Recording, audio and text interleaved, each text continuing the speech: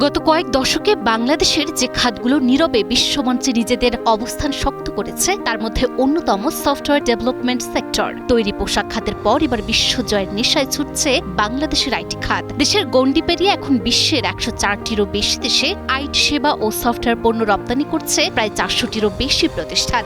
প্রতি বছর যুক্ত হচ্ছে বিলিয়ন ডলারের রপ্তানি আয়।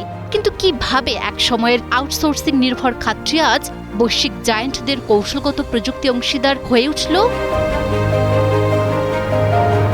গ্লোবাল ডিজিটাল মানচিত্রে এখন এক সমীহ জাগানো নাম বাংলাদেশ। তথ্য প্রযুক্তি সক্ষম পরিষেবা এবং শিল্প অটোমেশনের হাত ধরে বাংলাদেশের আইটি কোম্পানিগুলো এখন বিশ্বজুড়ে সমাদৃত।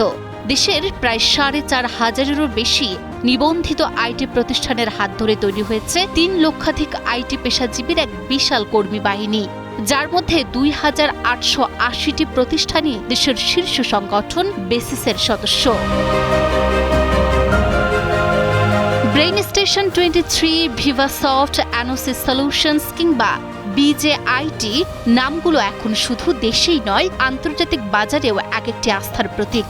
এর সাথে উল্কা সেমি, সেলিস ডিজিটাল, সেফালো বাংলাদেশ কিংবা স্যামসাং আর&ডি ইনস্টিটিউট বাংলাদেশের মতো প্রতিষ্ঠানগুলো কাস্টম সফটওয়্যার, কৃত্রিম বুদ্ধিমত্তা, ফিনটেক ও হেলথটেক সেবায় দেশের সক্ষমতা বিশ্ববাজারে তুলে ধরছে।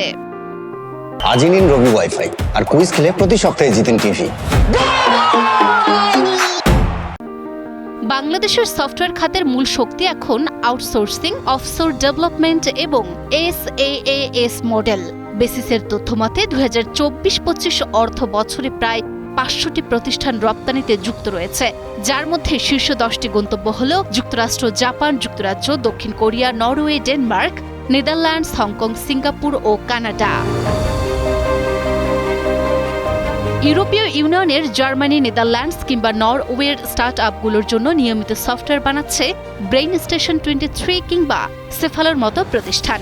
আবার উত্তর আমেরিকার ফিনটেক, হেলথটেক ও ব্লকচেইন প্রজেক্টে সুনামের সাথে কাজ করছে অ্যানোসিস সলিউশনস বা থেরাপ।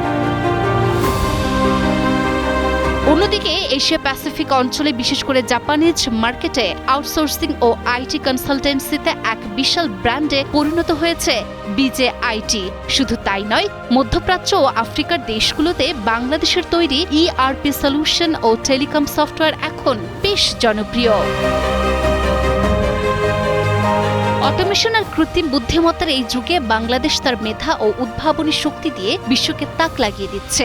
সরকারের সঠিক পৃষ্ঠপোষকতা আর এই তরুণ উদ্যোক্তাদের হাত ধরে আগামী দিনে বাংলাদেশের সফটওয়্যার শিল্প দেশের অর্থনীতির অন্যতম প্রধান চালিকা শক্তি হয়ে উঠবে, এমনটাই প্রত্যাশা বিশেষজ্ঞদের।